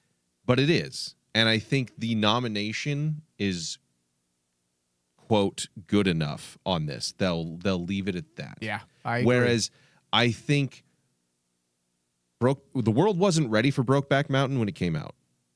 And then they gave Moonlight that win over a decade later. Yeah. I think Amelia Perez has the idea deep down, could have been good enough, but this just isn't it for that. And I think we're this not is a there. good stepping I think- stone, and Yes, this is a good yes. stepping stone for trans people. Yes. Yeah. Like, and I think that's the breakthrough element that this has going for it. yeah. That they'll leave that be. As calculated as that sounds. So So you think Carla Sofia Gascon will win? I think she's going to win. all right. That Okay. will be the moment because We'll see. the Oscars are trying to find moments, Mike. yeah, It's their moment. Listen, their moment is just putting on a good show. How They about just stopped put doing that on a a while good ago. show? We've stated that in many, many, many years, Mike. All right, But they so we always all prove want us Demi wrong. Moore then. Yes. Yeah. Okay. Actress in supporting role, Monica Barbaro in A Complete Unknown. Hottie. Ariana Grande in Wicked, Felicity Jones, The Brutalist, Isabella Rossellini in Conclave, and Zoe Saldana for Emily Perez. I was shocked, truthfully, by how much I enjoyed and how competent Ariana Grande's performance was in Wicked. That really did catch me off guard. I'd love to see her win that. I can't believe I'm saying that. I do think her head was a little too big for her body in some of these framings. Poor woman. Like woman. she's good looking, Yeah. but she is not healthy looking. No, she needs. And I don't want to. Having loved the substance, I don't want to make comments about people's body necessarily. But I'm genuinely concerned a little bit. Yeah, some of the images on the internet have been a little like concerning. Well, You harsh, okay? yeah, but they're saying harsh things. But what it made me feel was concern. I'm like, Yes, what the exactly. fuck's happening to her? I'm not sure. I'm not body shaming. I'm Yeah. genuinely concerned. Yeah. So I'd so- love it, but I think Zoe Saldana will walk away with this one. Okay, so Thomas, I don't think anyone on this list deserves it. Really? I'm just joking.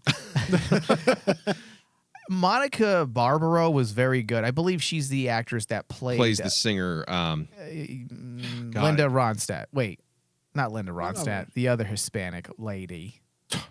I forgot her name. Oh my God, I did too. Hold on. Whatever. I've got it up here.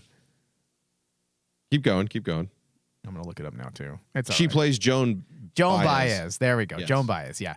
Okay. She did a great job. Felicity Jones. There's two people who should not be here. Let's play Sesame Street. Remember? There's two kids doing their own thing. Which ones don't belong? Well, okay. Felicity Jones, she didn't even show up until like the 2.5 hour mark. Come on. Yes. Isabella Rossellini had probably a total of maybe 5 minutes of screen time. She shouldn't be on the list. Yeah. And That feels like they were scraping the bottom of the barrel. And how do you not put, oh God, what's her name from The Substance? Margaret Qualley would have made more Come sense. on. Yes. Yeah. So for me, it's really between Zoe Saldana, Ariana Grande, and Monica Barbaro. Mm-hmm. Monica Barbaro didn't do enough for me. No, not bad, just not enough. Yeah. Zoe Saldana's performance was very good. Yeah, in and she's a Amelia very Perez. good actress. And she is always competent in nearly everything she does. But I don't think it's enough to win. Ariana Grande yeah, destroyed it. yeah, Yeah.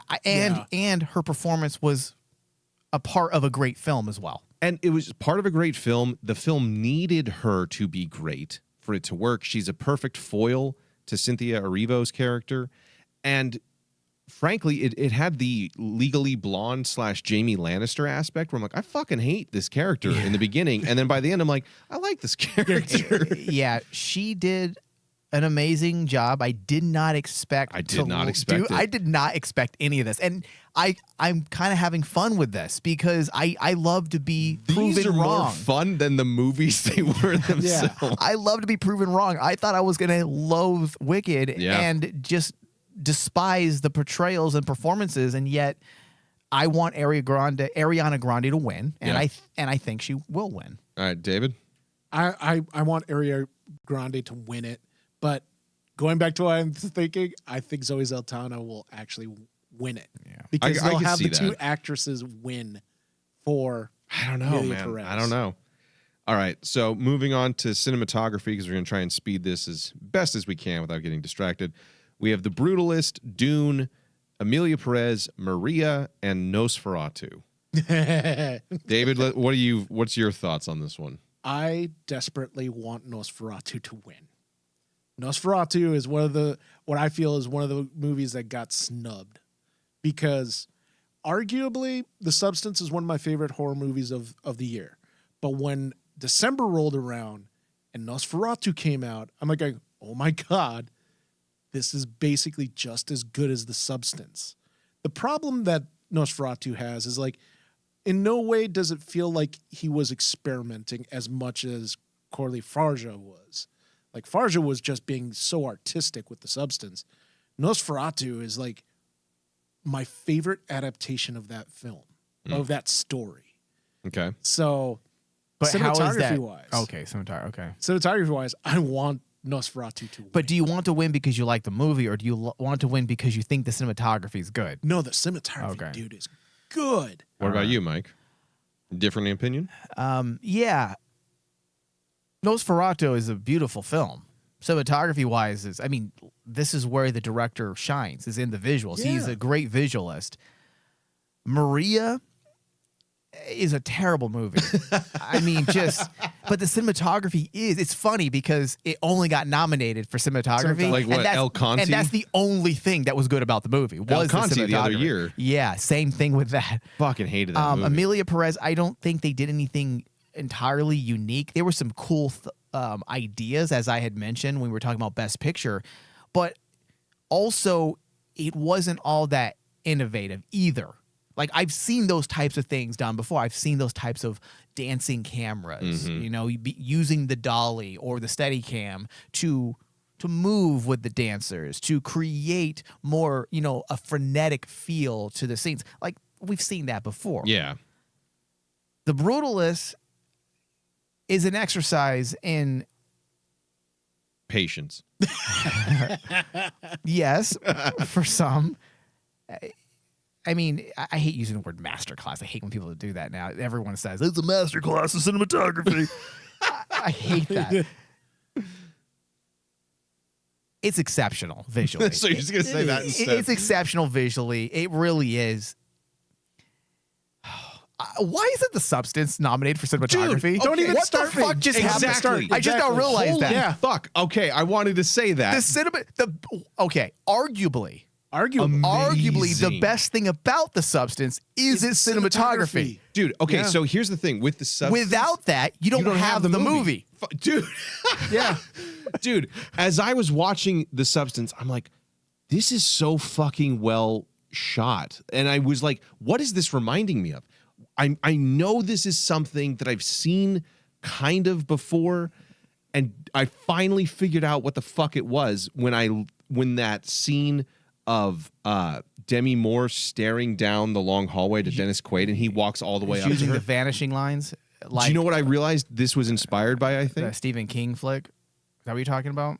The Shining. The Shining, yeah. Kubrick. Yeah. Kubrick had this kind of thought to put into his shots.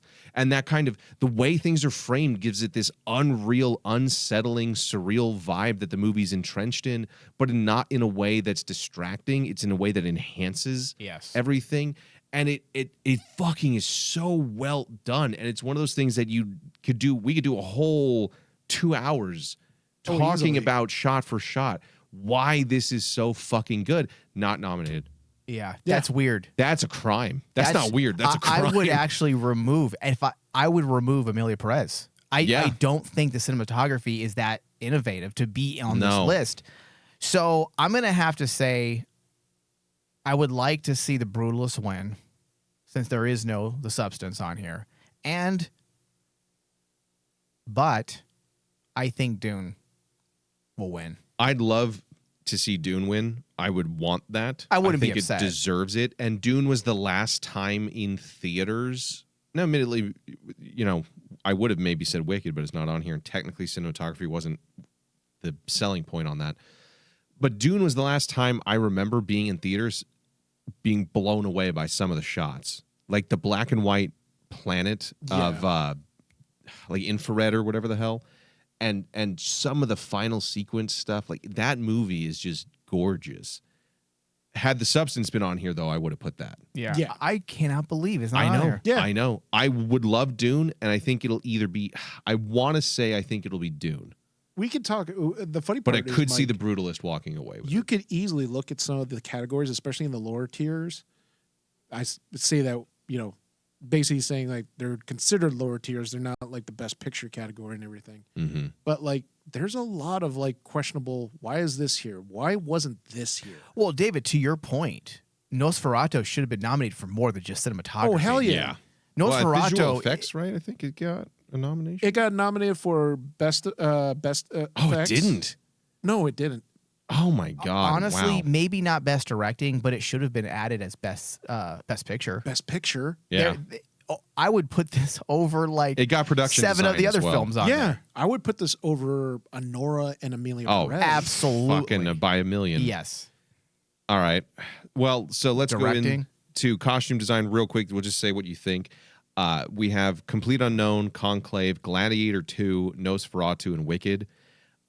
I'd love to see Wicked, and I think it should in that respect, although I could see Nosferatu I being want Nosferatu. a close competitor. I'm biased in this. I fully admit I'm biased in this. I don't think recreating clothing from this century really counts to me as costume design. Thomas, you always bring up interesting points that I never think of, but they're valid. Like If you can now buy that you the say that out Levi's, loud, I kind of agree with that. Somebody had to create the Nosferatu timepieces. Somebody had to create the Wicked level abstract Oz brought to life. Someone bought the jeans in fucking Complete Unknown. I'm sorry. If they're on the shelf, Yeah, I get your point. Yeah. that's me. And Gladiator 2, that costume might have been the only thing going for that movie. yeah. But I think Wicked and Nosferatu are the winners on that. You guys, any other? I think it's a toss up between Nosferatu and Wicked. Yeah. Yeah, that's the because just to your credit, Thomas, you hit it on the head. Out of that category, you kind of look at it and say, who did the most work? Yeah, you did it. You did a good job getting the look right. But how much work did you actually put into it? like it sounds really condescending, but it's like one of these was substantially harder to do But when you get than to the others. Oz didn't have photos of the time to reference. exactly, Like Bob Dylan existed, man. He had an outfit. Like I don't know. I'm just being a dick, but No, I I'm understand. serious. Let's go on to directing. We have Honora, The Brutalist, Complete Unknown, Amelia Perez, The Substance. Let's go through this quick. I'd love The Substance to win. I love. I think it absolutely deserves it.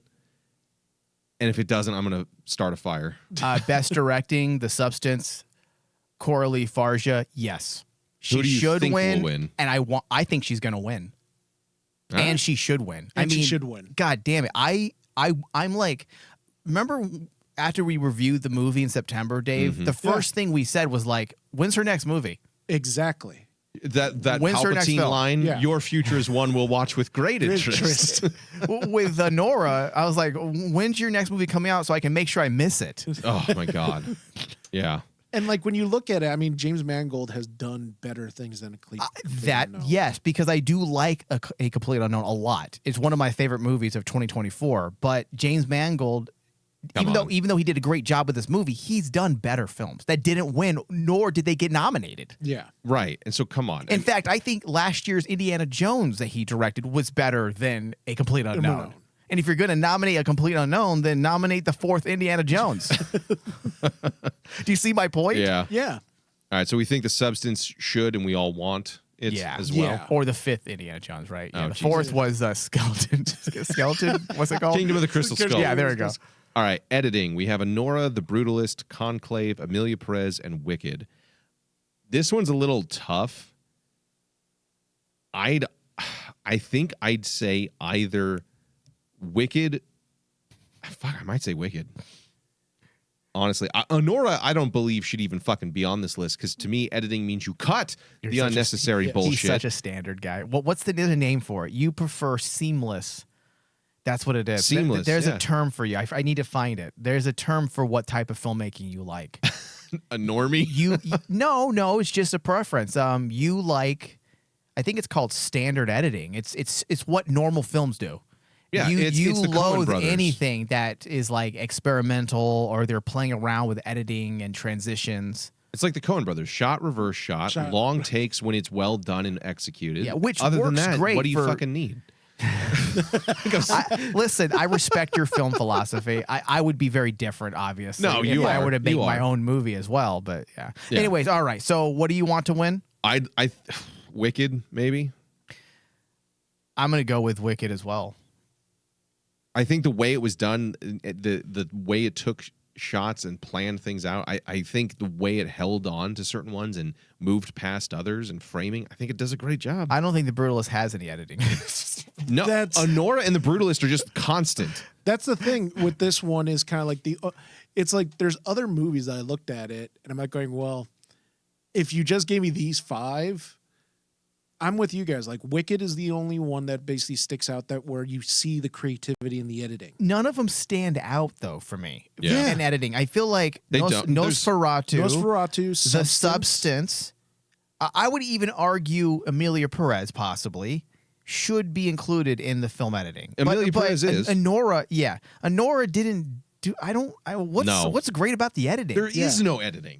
And The Brutalist, I was joking. There is editing, but also there's an argument to be made that perhaps you should take some scissors to that film a little bit more. That was what I Yes. talked to you on the phone. You know, and I know that's not necessarily editing, but you can actually. No, it is though. Yeah, that's what I was gonna say. You can actually describe editing in those terms as well. Editing So, is essentially like how you put the pieces together to tell your story and where you make cuts as well as where you don't make cuts. Yeah. And I think The Brutalist is not liberal enough with its choices. Yeah. And I think I think there's one scene that's unedited for like 12 minutes and I fucking wanted to put a gun in my head. yeah, It's in my head. and Conclave is just Standard. It's Yeah. too standard. yeah. And All that's right, the thing so with that. so all of us are the Wicked again. Yeah, I think Wicked. so. Yeah.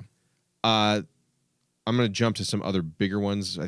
Production design, The Brutalist, Conclave, Dune Part 2, Nosferatu, and Wicked. This is a tough one. Yeah. I will say I think this is a fucking tough one because The Brutalist production design I thought was fucking amazing. Oh yeah. I mean, that's in a lot of ways that's what the That's the movie strength. is really about. Yeah. Yes, is its design and how you The push fact that into it's the frame. Architect film. Yes. Jeez, this is a hard one. But Because even Wicked's- Conclave as well was great production design.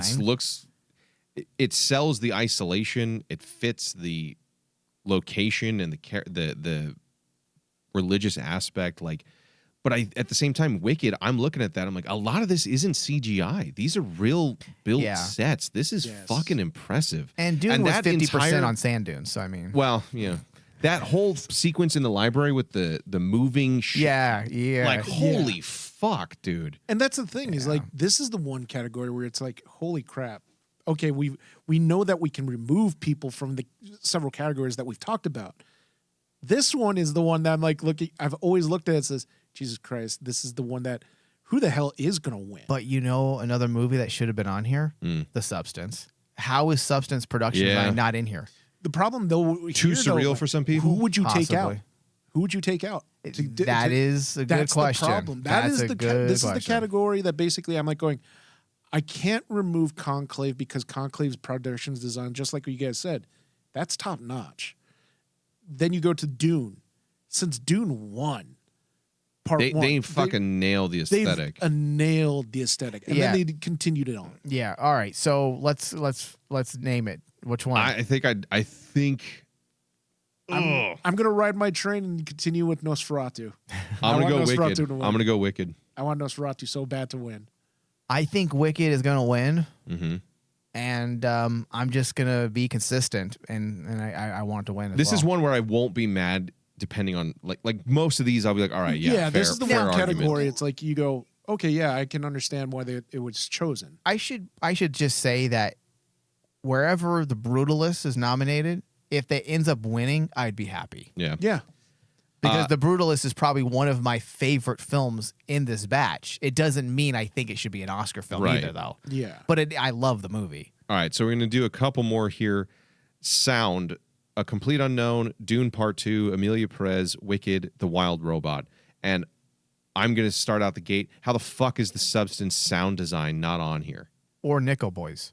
Nickel Boys. I feel like the strength of Yeah. Nickel Boys is the sound design more than Both- anything. The sound was so fucking unsettling Yeah. in both Nickel Boys and the Substance. Like, Yes. I literally had to, I couldn't listen to parts of the Substance Yeah. with how the sound plays into it. Not just the music, but the diegetic sound mixed in with it. The shrimp eating scene alone was violent. Like, oh my God. It was gross. Oh. Yeah. Yeah, that was just my Lord. But I don't know. What do you guys, I don't think, is there a winner why on this is one? A Complete Unknown on here for sound? Because Music? of music? Yeah. Because- like Queen was, Yeah. or Bohemian Rhapsody. It's there because think about it. Look at the other ones that are actually there.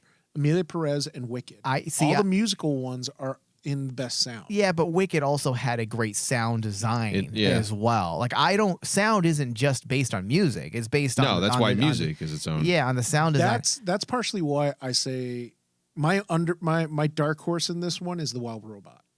Wild Robot is fantastic, and I thought that it should have been nominated for more than just best animation and best sound. I think that basically that the Wild Robot should win this one. Okay. Yeah, see, I don't think any of these movies except Wicked should even be on here. Like, I I don't, meaning, Yeah. I don't think they're bad, but there are other movies that have been nominated for other categories in this year's Oscars that should also have been included in the sound that would make more absolutely. sense. Yeah. The Substance would make more sense. Yeah. Certainly. So I do like I will give Dune one or two elements. The Infrared Planet had this own the Yeah. sound of that space, as well as the sandworms sound. yeah, well, Like, holy crap! But is that enough? Yeah. I don't know. I think this one will go. I think this one will go to maybe A Complete Unknown, just because I don't see. what do you that- want? What do you want to win? Yeah. I guess I want either Wicked or Dune. Probably Wicked. Man, I can't believe I'm coming out to bat for Wicked. How as crazy? Much as I am. How Yeah, how crazy? crazy is is that? Like, that? you- You've would gone out not to have- Wicked. Would not have been what I would have put money on. I really will say that. But this is why this year has been kind of fun because Yeah, I in did that not. I respect. like to be surprised. I'm gonna say Wicked will probably win sound, although I do think there is an argument for Dune Part 2 to win, and I would like to see it win. Yeah. Yeah. All right. Visual effects. We have Alien Oh, Romulus. This is my favorite Better Man, category. Dune Part 2, Kingdom of the Planet of the Apes, and Wicked. And again, how does the Substance not have visual effects on here? Fucking weird. Weird. These It is these weird. nominations are strange. Who's drunk at the table writing these down? Yeah. Visual effects, David. This is your thing. What do you This feel? is my thing. I think that Dune's gonna win it. I really do. I Mm-hmm. think that basically there's too much hype behind Dune's visuals, and everyone is really happy how all the movies have turned out. I think that the visual effects, this is their category to lose. But my one that I want to win desperately is Alien Romulus. Alien Romulus. I have been so happy the last 3 years, Mike. 2 of my favorite franchises of all time have come out with decent films for a change.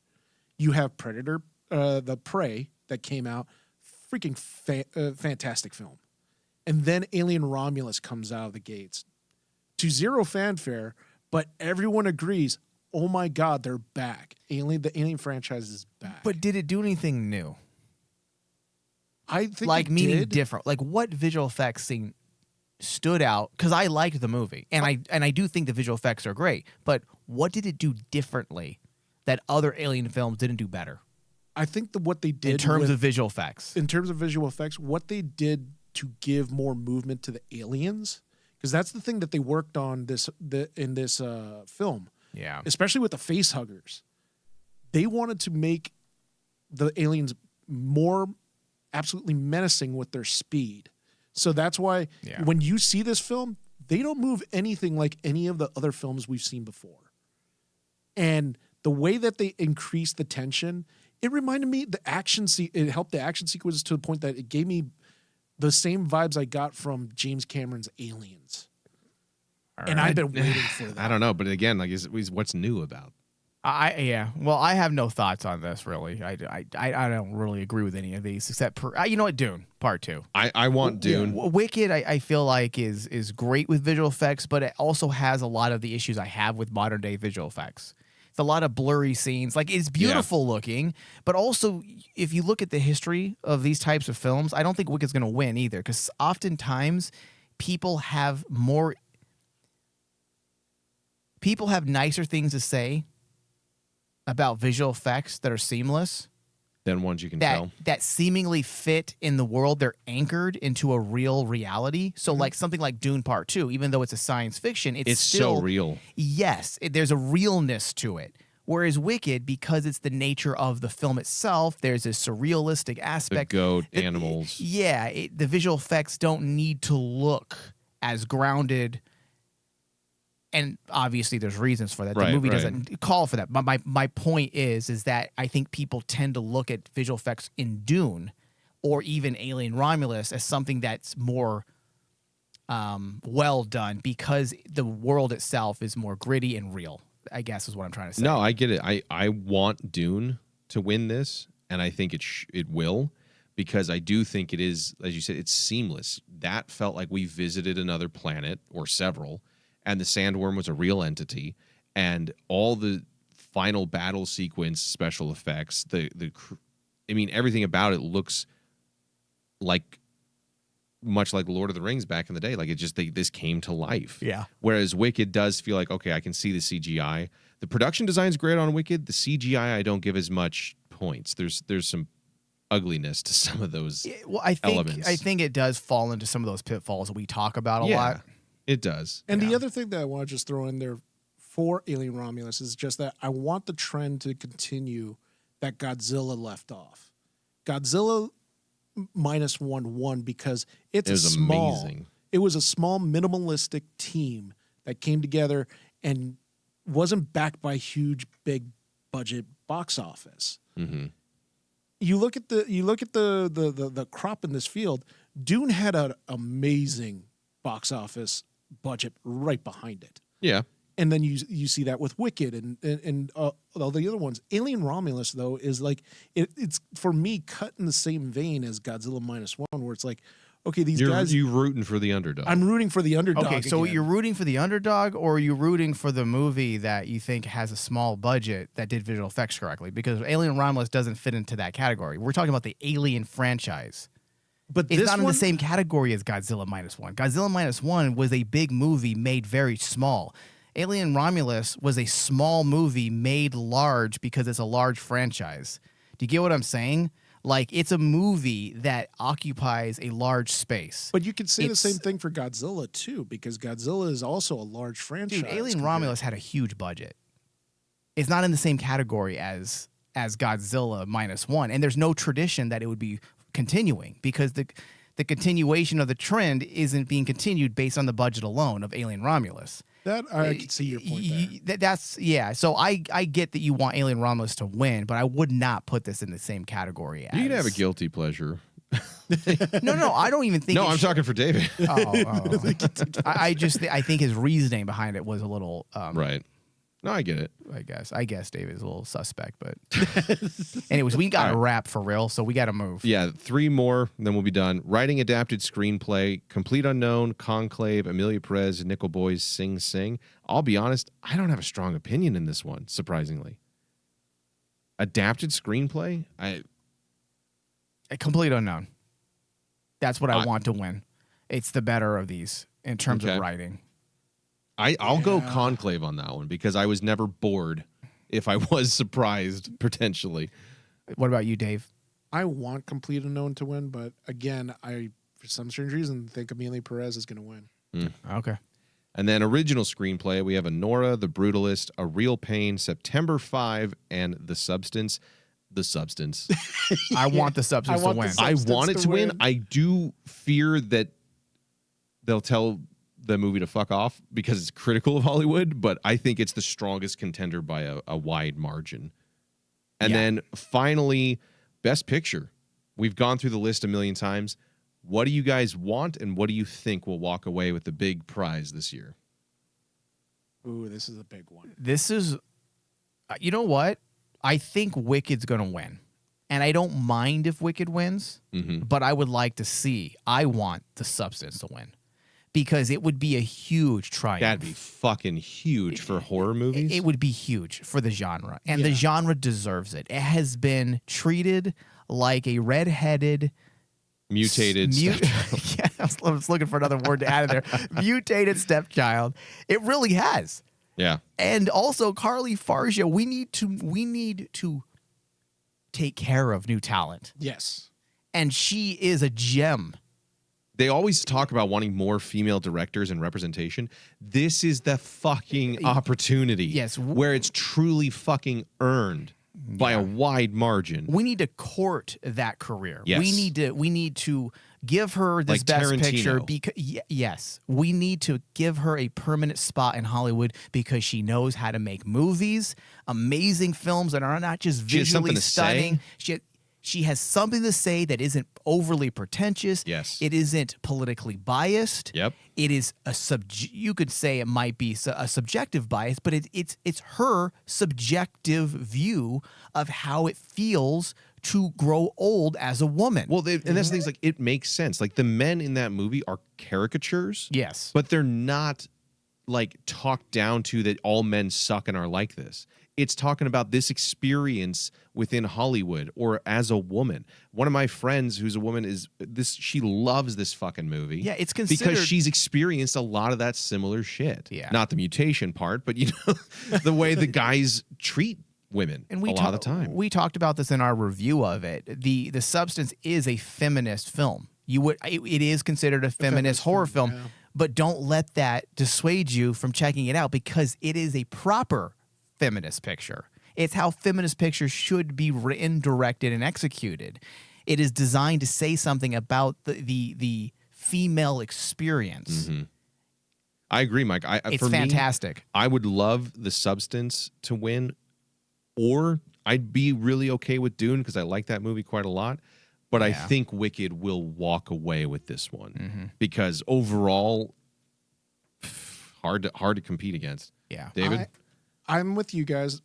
I've already said my piece with The Substance. I mean, that is the one film out of this crop that I would make my own personal Criterion collection is The Substance. Damn. But I thought you were going to vote for Nosferatu again, even if it wasn't on here. Even if it wasn't on here? No, that's my big snub. But like, no, what's your category we should do? The one, especially since I did the little homework assignment of looking at the history of the Academy Awards. I honestly think Dune Part 2 is going to win. Because looking at the history of how the Academy Awards went really opened my eyes to, maybe it's conspiracy theory in my brain picking out, always being cynical about the Academy Awards. But the fact that Dune lost to Coda. That is everyone shocking. Under the sun said, how the hell did Coda beat anyone in that crop when Dune was there? Yeah. I honestly think Dune Part 2 is going to be their makeup. It got snubbed for sure that year. Yeah. So I'm Yeah. thinking that Dune Part 2 is going to Is their win, Return of the King? Is their Return of the King. Maybe. Well, we'll see. Time will tell. But that's because, like, as I said, I just started looking when I looked at that, just how the history went by.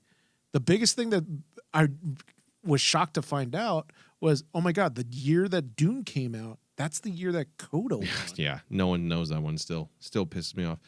Anyway, we'll find out. I think, shockingly, while we weren't big fans of a lot of the movies that were nominated because they felt very small art house pictures or just obscure, it has resulted in a very interesting conversation, which is something we haven't had all the time with some of these Oscar years. So I'm looking forward to the show, and I really don't know what's going to walk away with some of these. So that's exciting for me as like a film fan. But hopefully everyone here who listened has enjoyed this, and hopefully you'll tune in for the final part 3, where we discuss the winners and have a deep dive as to how wronged some were or how righteous some of those wins were. And we'll find out here in about a week or so. So thank you all for listening. Talk to you later.